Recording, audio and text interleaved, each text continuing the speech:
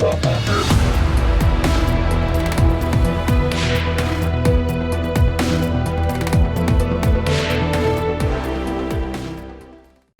entretiens des patriotes, bonjour à tous, heureux de vous retrouver.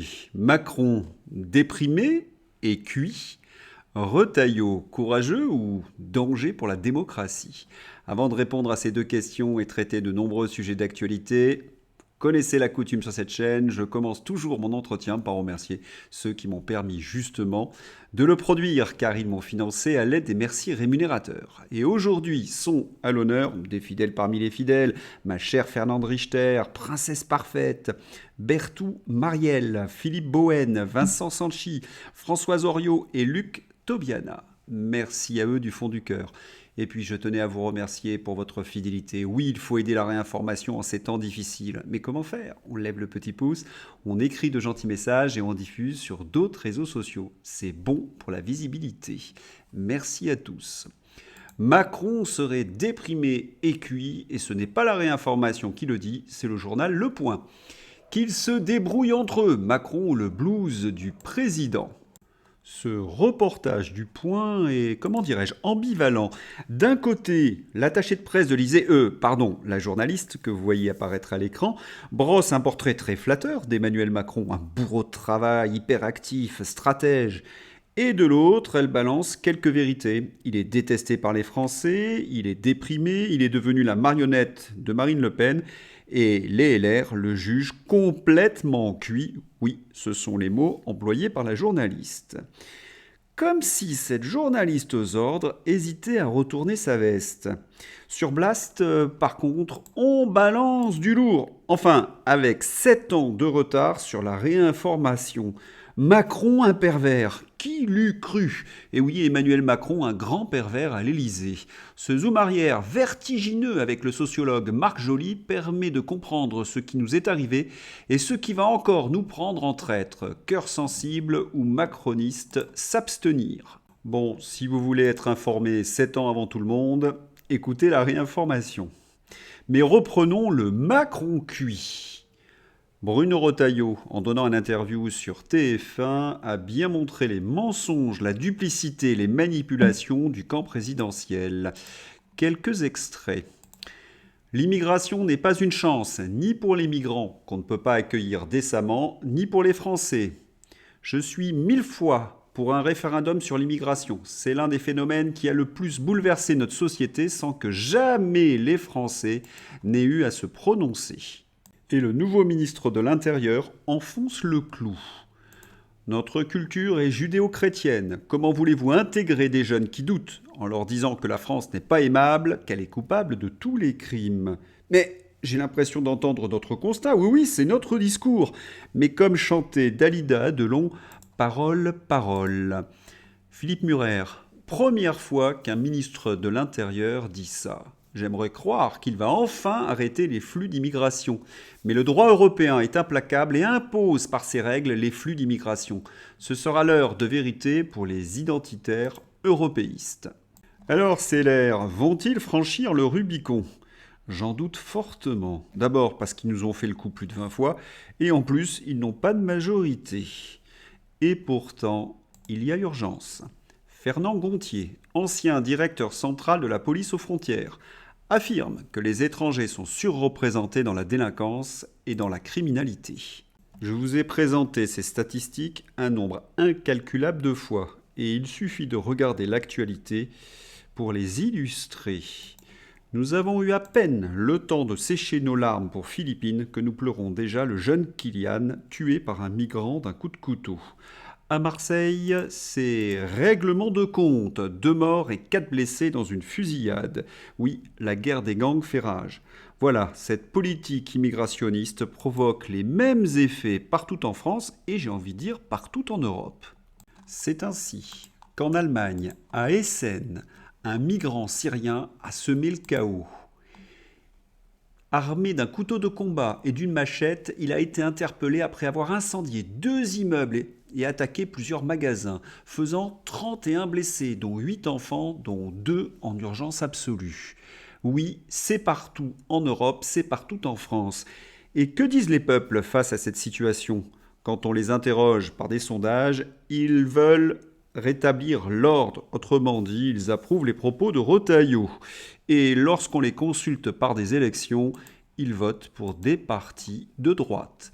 29%, premier parti du pays, victoire du Parti de la Liberté en Autriche, sur une ligne claire, la remigration, la critique du covidisme et la recherche de la paix entre l'Ukraine et la Russie. La politique de fermeté prônée par la droite patriote en Europe a une double légitimité, puisque cela fait 2 fois que ces partis gagnent les élections. Eh bien, nos politiques, ceux qui contrôlent encore les manettes, ont un tout autre discours. D'abord, ils ne prônent la fermeté que pour leurs petits intérêts. Drogue, violence, rixes, le ras-le-bol des habitants de la rue Max Dormois dans le 18e arrondissement de Paris. La séquence Jeux Olympiques est terminée. Tout redevient comme avant. La surprise est totale. Non, pas vraiment. Et lorsque l'on écoute ces dirigeants politiques, ils veulent continuer gentiment leur politique qui est refusée par les Français. Pierre Moscovici. La suppression de l'AME n'est pas la bonne économie à rechercher. Elle ne correspond pas à nos valeurs humanistes et elle est dangereuse pour la santé publique. Mais saigner les Français, ce qui conduit à leur faire sauter des repas, ça c'est humaniste et ça correspond à vos valeurs. Comme toujours, ils abusent de ce terme orwellien, valeur. Dans leur bouche, vous connaissez la signification, c'est tondre les Français. Et une fois de plus, ils nous rejouent la comédie des sœurs sombres. Attention, calembour bien évidemment. Yael Braun-Pivet. L'état de droit est sacré, il nous protège, il garantit que personne, pas même un ministre, ne puisse faire ce qu'il veut. Renforçons l'application de nos règles, mais sans jamais contourner le cadre qui nous protège tous, l'état de droit. Toute la classe des politiciens fait semblant d'avoir entendu Retailleau dire qu'il voulait remettre en cause l'état de droit. Il a juste signifié qu'il veut remettre le droit au service des Français et changer l'état de droit actuel. Ils sont ridicules. Et on pourrait ajouter menteur, manipulateur, 3 points de suspension. Et on a envie de poser une question à Yael Braun-Pivet. Votre état de droit, c'est pour défendre quels intérêts ? Car dans un état de droit, dans le sens noble du terme, les citoyens sont protégés des délinquants, des politiciens menteurs et corrompus. Sommes-nous protégés ? Il me semble que je n'ai pas besoin de répondre à cette question. Ce que Yael Braun-Pivet appelle l'état de droit ressemble fortement à un état mafieux. Et pour ceux qui en doutent, voici Lolo. Laurent Fabius soutient qu'un référendum sur l'immigration ne serait pas constitutionnel. La Constitution, selon le président du Conseil constitutionnel, confiner la population et en discriminer une partie. Et on pourrait ajouter les passes sanitaires, le pass vaccinal. Ça, c'est constitutionnel. Par contre, laisser les Français décider de leur destin démographique, ce serait anticonstitutionnel pour Lolo Fabius. De qui se moque-t-il, Lolo Fabius ? Demandons à Pierre Gentillet, spécialiste du droit. À moins de bafouer gravement la Constitution et la volonté du peuple souverain, duquel tout découle, le Conseil constitutionnel n'aura aucun droit de s'opposer au référendum parce qu'il existe l'article 11. Et Laurent Fabius vient de bafouer la Constitution. Laurent Fabius doit être démis de sa fonction en s'exprimant contre le référendum sur l'immigration. Il bafoue l'ordonnance 58-10-67 qui interdit aux membres du Conseil constitutionnel de prendre une position publique sur de telles questions.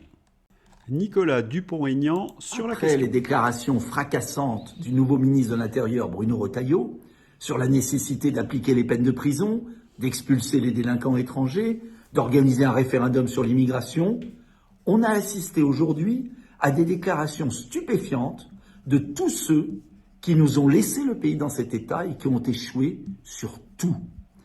Laurent Fabius, président du Conseil constitutionnel, nous explique que le général de Gaulle a eu tort de consulter les Français par référendum au titre de l'article 11 de la Constitution.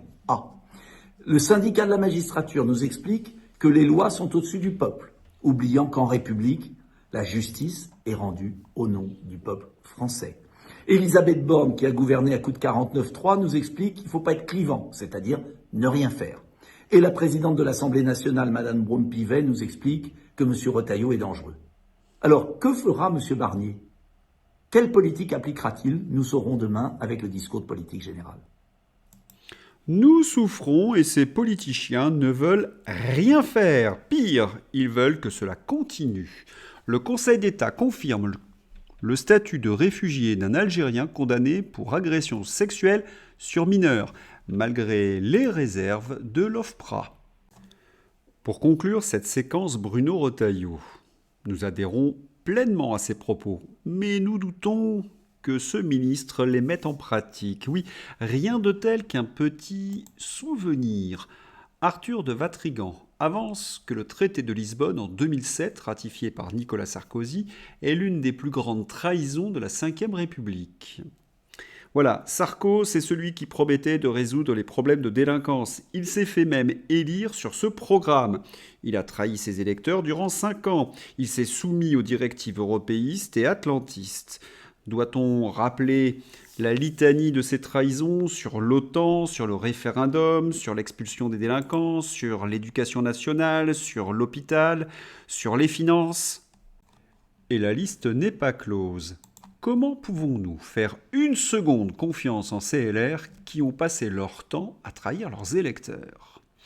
Non, la seule alternative, vous le savez, ce sont les partis patriotes ou les collectifs patriotes. Némésis, ce week-end, a organisé un rassemblement en hommage à Philippine. Les familles des victimes d'agressions ont pu témoigner comme Christine. Christine est la belle-sœur de Fabienne, une infirmière à la retraite tuée de 36 coups de couteau avant d'être égorgée à son domicile en octobre 2023 à Lille par un mineur sans papier. Elle est l'une des intervenantes qui s'est exprimée donc ce week-end. Elle a expliqué n'avoir eu aucun soutien de la part de Martine Aubry, maire PS de Lille. Sommes-nous surpris ? Était présent également Florian Philippot, interviewé au micro de Ligne droite. Il faut que notre pays arrête l'immigration totalement, applique les OQTF, retrouve les frontières nationales et pour cela il faut quitter l'Union européenne. Autrement dit, retrouver justement cet état de droit. Car on a l'impression de vivre dans une république bananière. Enfin, est-ce que c'est vraiment une impression? Surtout lorsque l'on consulte l'actualité judiciaire. Affaire Alexis Collère. Alexis Collère est le secrétaire général de l'Élysée. C'est le personnage le plus important de notre État après Emmanuel Macron. Pacte du silence entre initiés, l'affaire Alexis Collère vire au duel entre juge d'instruction et parquet. Révélation, dans le cadre de cette affaire, les avocats d'Alexis Collère et ministère public demandent la prescription d'une bonne partie des faits de prise illégale d'intérêt qui lui sont reprochés, contrairement au juge d'instruction. Le parquet aux ordres du gouvernement, incroyable conflit d'intérêts. Il faut savoir que le parquet est sous la tutelle du garde des Sceaux. Et ce même parquet essaie de blanchir Alexis Collère. Oui, ce n'est pas un état de droit, mais une république bananière. Et les faits, eux, sont têtus. Rappel avec Marianne. Rappelons que depuis septembre 2022, Alexis Collère, secrétaire général de l'Élysée, et donc personnage le plus puissant à la tête de l'État après le président de la République, est mis en examen pour prise illégale d'intérêt pour avoir participé comme haut fonctionnaire de 2009 à 2016 à plusieurs décisions relatives à l'armateur MSC, dirigé par ses cousins, les cousins de sa mère, la famille Aponte. De 2009 à 2012, comme représentant de l'Agence des participations de l'État, APE, au sein du conseil d'administration de STX France, devenu chantier de l'Atlantique, alors que l'armateur était l'un des principaux clients de ce chantier naval, mais aussi au conseil d'administration du Grand Port Maritime du Havre, GPMH, puis entre 2012 et 2016 pour avoir participé à des choix sur des dossiers impliquant MSC à Bercy quand il était au cabinet de Pierre Moscovici puis d'Emmanuel Macron.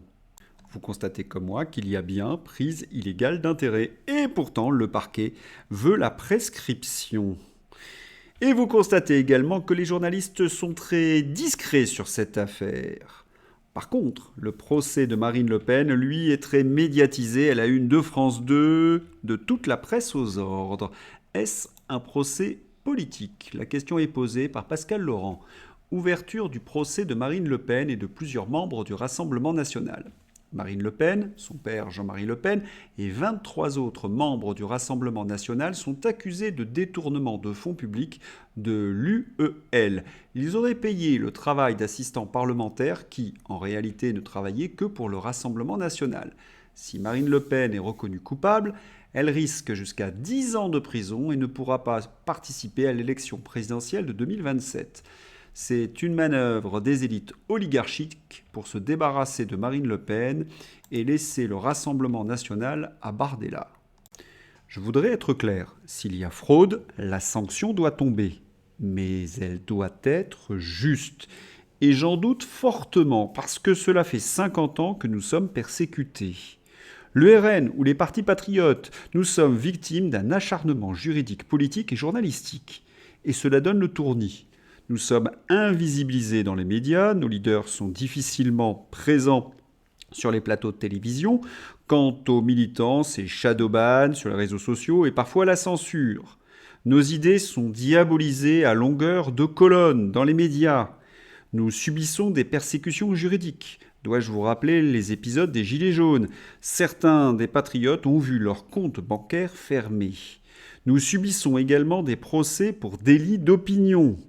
Et en face de nous, c'est magouille électorale à chaque élection avec ce fameux Front républicain. Et on se rappelle que Thomas Guénolé voulait même interdire le Rassemblement national. On se rappelle aux dernières élections que certains candidats n'ont pas eu leurs 500 signatures. Et maintenant, ils veulent rendre inéligible Marine Le Pen. C'est quoi la prochaine étape? Truquer les élections? Ah, je crois que certains ont des commentaires à faire à ce sujet. Voilà, le procès du Rassemblement national fait la une de tous les médias aux ordres, tandis que l'escroquerie à la France insoumise est cachée comme la poussière sous le tapis. Compte de campagne de la France insoumise en 2017. Sophia Chikirou, l'amie de Mélenchon, est mise en examen pour escroquerie aggravée. Ce n'est plus la France insoumise, c'est la France insoumise de côté ou dans ma poche. Et faut-il rappeler qu'il y a eu plus de 50 macronistes qui ont eu des démêlés avec la justice et qu'à chaque fois les verdicts ont été d'une clémence bien surprenante. Faut-il également rappeler que Thierry Solère, le conseiller du président de la République, est mis en examen 13 fois, record absolu, et qu'il est toujours donc le conseiller d'Emmanuel Macron. Tiens, puisqu'on parle du président de la République, encore un de ses méfaits. Le gouvernement souhaite réformer le congé parental pour le passer de 3 ans à 3 mois en 2025. En effet, Macron souhaite un retour plus rapide au travail des parents après une naissance. En contrepartie, le congé concernera les deux parents pour 50% des 2 salaires sur 3 mois. Plusieurs parents dénoncent une mesure qui va à l'encontre du bien-être de l'enfant et réclament au contraire une revalorisation du congé parental. Ils jugent trop faible le montant actuel de 400 € par mois et insistent sur le fait que les 1000 premiers jours de l'enfant sont essentiels à son bon développement. Ils se battent pour un congé parental mieux rémunéré sans en changer la période de 3 ans afin que les parents aient réellement le choix et ne soient pas contraints de retourner tôt au travail pour des raisons financières. Ils dénoncent également le fait que le gouvernement subventionne largement des crèches privées au lieu d'utiliser cet argent pour soutenir le revenu des parents. Ah, il faut rappeler qu'Aurore Bergé, ancienne ministre, est accusée de conflit d'intérêts avec ses crèches privées. La Macronie, ce n'est qu'une histoire d'argent. Cette réforme, on l'a bien compris, c'est pour réduire encore les naissances. Le nouveau congé de naissance voulu par Macron aura des conséquences négatives sur l'envie d'enfant. Mais n'est-ce pas le vœu le plus cher d'Emmanuel Macron de faire en sorte que les Français disparaissent et qu'il n'ait plus de natalité? Parce qu'on a l'impression qu'il y a un fil directeur dans les politiques natalistes depuis une dizaine d'années. Un abandon des politiques natalistes, le déclin des familles françaises. Dans les années passées, la France faisait figure d'exception en Europe grâce à des politiques familiales ambitieuses. En 2010, le pays atteignait un taux de fécondité de 2 enfants par femme, une rareté dans une Europe vieillissante. Mais depuis, les choses ont bien changé. Les allocations familiales ont été réduites. Les politiques de soutien à la parentalité ont stagné. Et le coût de la vie a poussé de nombreux couples à revoir leurs projets familiaux. Résultat, en 2023, la fécondité est tombée à 1,68 enfants par femme. Ce manque de soutien à la natalité est directement responsable du déclin démographique. Les familles nombreuses, autrefois valorisées, sont aujourd'hui perçues comme un fardeau financier. La garde d'enfants est chère et les crèches manquent de place. Pendant ce temps, les jeunes femmes se retrouvent tiraillées entre leur désir de maternité et la pression économique et sociale à retarder l'âge du premier enfant. Ils abandonnent donc les politiques natalistes, mais ouvrent les frontières. C'est cohérent. Et en plus, ils ne forment plus la jeunesse. Le niveau des élèves s'effondre. C'est voulu pour les macronistes. Un pays de livreurs à vélo n'a pas besoin de savants. Et oui, à la place de lire et compter, qu'est-ce qu'on apprend à nos enfants ? Une éducation sexuelle, et puis cela dès la maternelle. Et si cela ne suffit pas à abrutir définitivement la jeunesse, la censure pure et simple. Ils vont vouloir supprimer le premier amendement aux US. C'est John Kerry qui le désire. En tout cas, la petite musique monte parce que ça bloque le consensus et la censure de la désinformation. Quand on a vu qu'ils appelaient désinformation parfois des faits réels qu'ils n'aiment pas, il faut en fait comprendre qu'ils veulent simplement pouvoir censurer ce qui gêne leur agenda politique et leurs intérêts personnels. Ah, ces démocrates. John Kerry, vous vous souvenez, c'est l'ex-candidat à la présidentielle américaine de 2004. C'est un soutien actif de Kamala Harris. Mais je voudrais revenir sur ce mot consensus. Il ne peut y avoir de consensus s'il n'y a pas au préalable des débats, des confrontations. Un consensus sans débat, cela se nomme un dogme. Et cela a déjà été mis en place sous Joseph Staline. John Kerry, c'est donc le stalinisme en marche. Et ce qu'il y a de très inquiétant, c'est que nous avons les mêmes en France. États-Unis, Joe Biden. Oui, Joe Biden, souvenons-nous, il y a 2 jours, il pressait les Israéliens pour un cessez-le-feu après les frappes contre le Hezbollah au Liban. Aujourd'hui, il approuve l'incursion israélienne au Liban. L'armée israélienne annonce avoir commencé des raids terrestres limités, localisés et ciblés dans le sud du Liban. L'armée israélienne annonçait dans la nuit de lundi à mardi qu'elle avait débuté son opération terrestre dans le sud du Liban. Celle-ci consisterait pour l'instant en des incursions limitées à quelques villages à la frontière. L'autorité de Joe Biden est donc réduite à 0.